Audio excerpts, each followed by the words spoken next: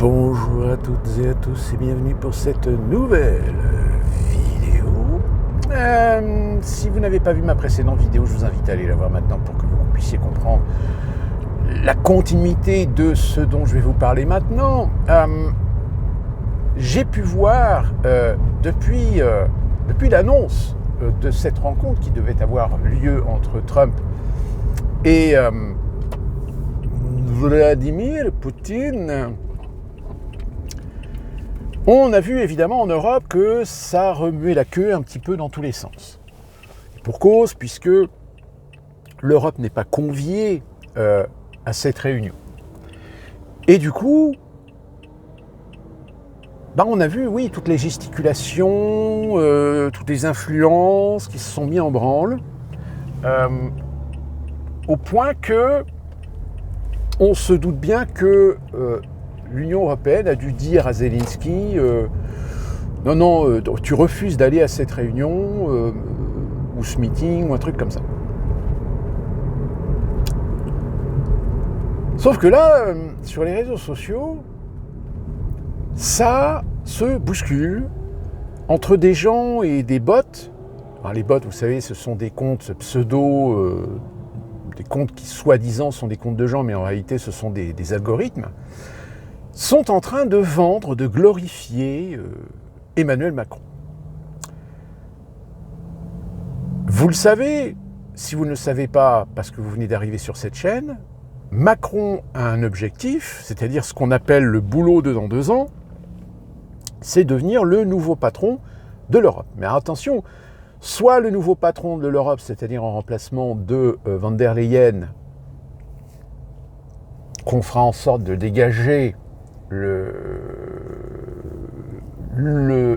moment venu, soit le président du pouvoir exécutif quand l'Union européenne aura fait sa mue, puisque, encore une fois, si vous venez d'arriver sur cette chaîne, ça fait plusieurs fois que je vous alerte sur la révision des traités européens.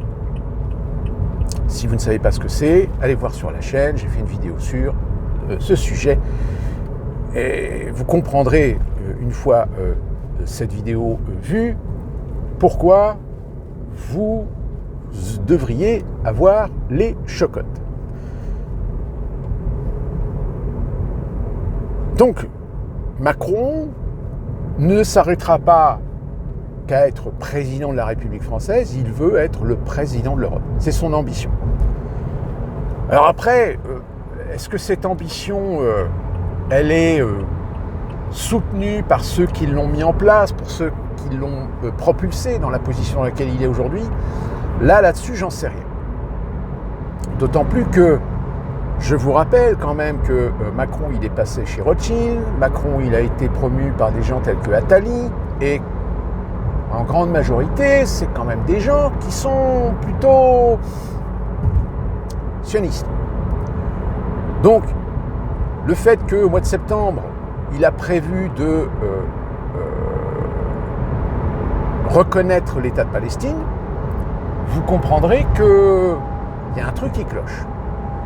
Mais bon, là encore, est-ce que c'est voulu? Est-ce que c'est parce qu'il a pété les plombs? J'en sais rien. Très sincèrement, j'en sais rien. Mais ce que je sais, c'est que le système financier international, en grande partie, est quand même tenu par des organismes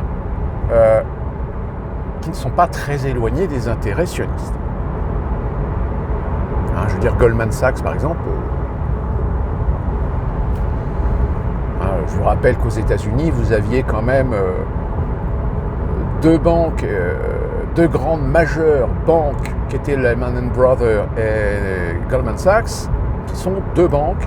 Alors, Lehman Brothers était vraiment une banque bien affirmée sioniste. Goldman Sachs avait mis un petit peu de l'eau dans son vin.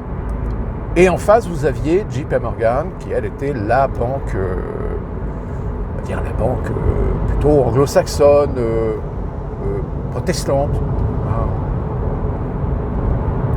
Donc si vous voulez,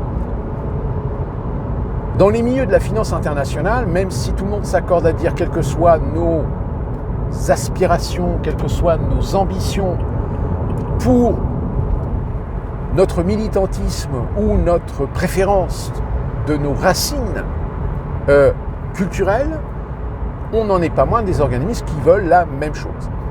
Et cette même chose, c'est tout simplement le pouvoir.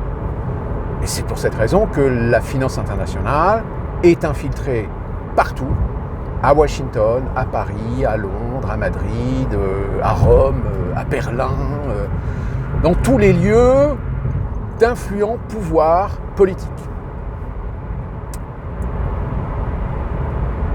Tout simplement parce que la finance internationale dite occidentale n'en est pas moins aussi atlantiste.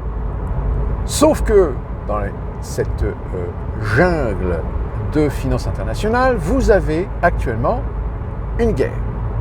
Une guerre, pourquoi ? Parce que je vous l'avais dit, aujourd'hui la finance internationale, on le voit, les marchés, parfois, beaucoup d'instabilité, beaucoup de fragilité, beaucoup de fébrilité, tout simplement parce que ils ont besoin de marchés, ils ont besoin de créer des marchés, ils ont besoin de créer des nouveaux marchés, ils ont besoin de mettre la main sur toujours plus de possession, de matières premières, d'énergie. Actuellement, avec la high-tech, évidemment que c'est les terres rares. Donc c'est la grosse compétition actuellement entre cette finance internationale dite occidentale et les autres, c'est-à-dire Moyen-Orient, Asie, etc. Surtout la Chine, parce que vous avez entendu parler, la Chine est très gourmande de terres rares. Sauf que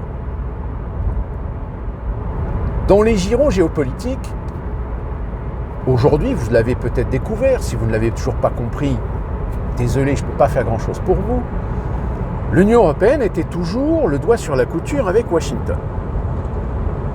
De préférence, la Washington progressiste.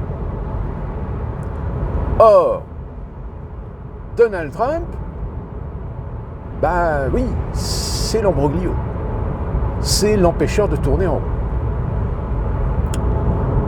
Et que par conséquent, ça a créé encore une dissension entre la finance occidentale internationale américaine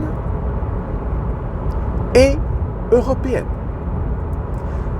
Qui plus est, idéologiquement parlant, vous avez aujourd'hui les euro-atlantistes qui se disent qu'avec Donald Trump à Washington, c'est peut-être l'occasion de pouvoir récupérer le leadership international en Europe.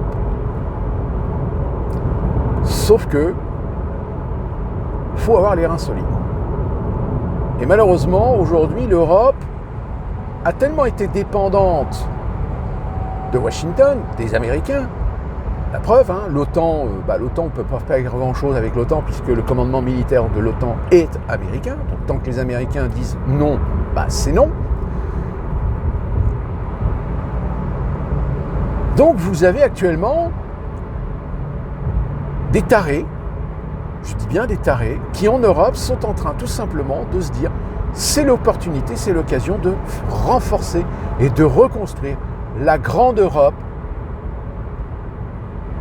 qui était celle qui régissait le monde jusqu'à la fin du 19e, début du 20e siècle. Puisque, vous le savez, l'émergence de l'ère industrielle a permis aux Américains de vraiment développer leur économie et ce qui a été le symptôme le plus flagrant de l'émergence de la puissance américaine à l'échelle internationale, c'est évidemment la Première Guerre mondiale qui a énormément affaibli l'Europe. Et depuis la Première Guerre mondiale, l'Europe n'a jamais retrouvé la puissance qu'elle avait au-delà même des États-Unis.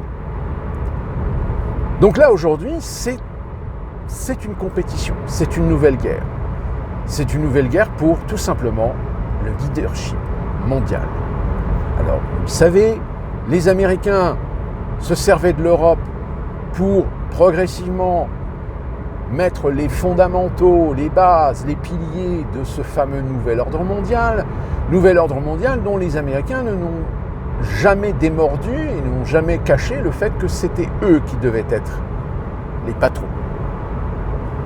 Or là, aujourd'hui, avec Donald Trump, eh bien, il y en a certains qui se rêvent de finalement faire en sorte que le nouvel ordre mondial soit européen. Sauf qu'il y a un problème. Le problème, c'est que l'Europe n'en a pas les moyens. L'Europe, l'Union européenne est quelque chose de complètement discordant. Vous avez des dirigeants qui, lorsqu'ils sont un petit peu réfractaires, on fait tout pour les faire changer. Donc, ce qui n'est pas très respectueux de la démocratie d'une manière générale. On l'a vu avec la Roumanie, on va le voir avec la Hongrie, puisque de toute façon aujourd'hui ils sont bien décidés de dégager Orban, qui doit normalement avoir des élections présidentielles l'année prochaine. Donc, finalement, ce que je vous disais dans ma précédente vidéo, sur le fait que peut-être Poutine et Trump se sont rencontrés pas seulement pour l'Ukraine, mais parce que les Américains, peut-être, ont besoin d'alliés. D'alliés pour remettre une laisse à l'Europe. Et quel allié peuvent-ils trouver, et dans l'intérêt de la finance internationale, dans l'intérêt de l'exploitation de ce qu'il y a encore à exploiter sur ce territoire qui est le plus grand pays du monde, qui est la Russie? Maintenant, est-ce que Trump est en train de vous la jouer à l'envers pour finalement flinguer l'Union européenne, peut-être disloquer et revenir à une Europe avec des pays souverains qui signent des traités entre eux, etc., ou voire même peut-être garder ce qui a été ce qu'on appelait la communauté économique européenne, qui à la limite était peut-être le truc qui tenait encore le coup, puisque c'était uniquement pour harmoniser l'ensemble des pays de l'Europe dans l'échiquier de l'économie mondiale, dans le commerce international. Mais non, ils ont voulu plus. Donc ils ont réussi à vous faire voter Maastricht. Par contre, ils n'ont pas réussi à vous faire voter la Constitution européenne, mais à la limite,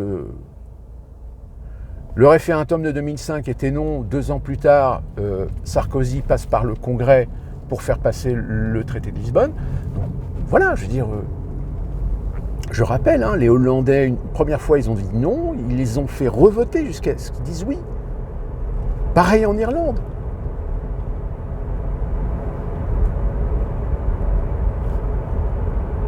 Donc les européistes aujourd'hui, ils sont en train de baver, parce qu'ils se disent on a une possibilité, on a une porte ouverte, on a une opportunité de reprendre le leadership international. D'où la raison pour laquelle ils ne démordront pas de soutenir l'Ukraine rubis sur l'ongle. Alors évidemment, là pour l'instant ils sont un peu emmerdés parce qu'ils ne peuvent pas s'engager dans le conflit. Parce que dans ce cas-là, s'ils s'engagent dans le conflit, ça veut dire que vous déclenchez une guerre contre la Russie. Donc voilà ce que je voulais vous donner comme outil de réflexion. Donc observez un petit peu l'actualité qui se passe, économique, géopolitique, et mettez ça en perspective avec ce que je viens de vous dire. Et peut-être que ma théorie n'est peut-être pas idiote. De voir en réalité une guerre de pouvoir entre les États-Unis et l'Europe. D'ici là qu'on se retrouve pour une prochaine vidéo, portez-vous bien et à très bientôt.